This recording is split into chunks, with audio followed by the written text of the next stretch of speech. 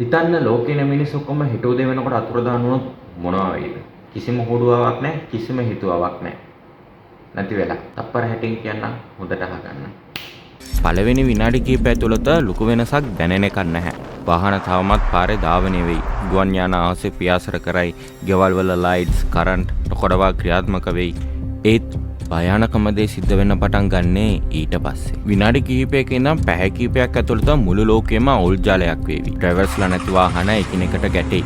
පයිලට්ලා නැති ගුවන් යාන අහසින් කඩන් වැටෙයි. නගර කෙමෙන් කෙමෙන් නිහඬ වෙන්න පටන් ගනීවි. දවස් කිහිපයකට පස්සේ ලෝකේ බලශක්ති පද්ධතිය බිඳ වැටෙනවා. නඩත්තු කරන්න කවුරුත් නැති නිසා බලාගාර ක්‍රියා විරහිත වෙනවා.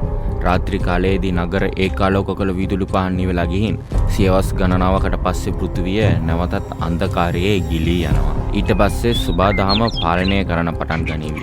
පාරවල් පුලා තනකොළ ගස් වැවිලා හිස්සුණු නගර වනසතුන්ගේ වාසස්ථාන වෙයි. ගොඩනැගිලි කඩාගෙන ගස් ඉහළට මතුවෙලා දශක කිහිපයක් ඇතුළත දියුණු නගර තිබුණු තැන් මහ වනාන්තර බවට පත් වෙනවා. අවුරුදු 100 ගානකට පස්සේ මානව ශිෂ්ටාචාරයේ කිසිම සලකුණක්වත් ඉතුරු වෙන්නේ නැහැ. ආසේ ඉඳන් බලනකොට පෘථිවිය නැවතත් ඉතා සාමකාමීව පෙනේවි. හරියට කවදාවත් මිනිස්සු මේ පොළවේ හිටියේ නෑ වගේ.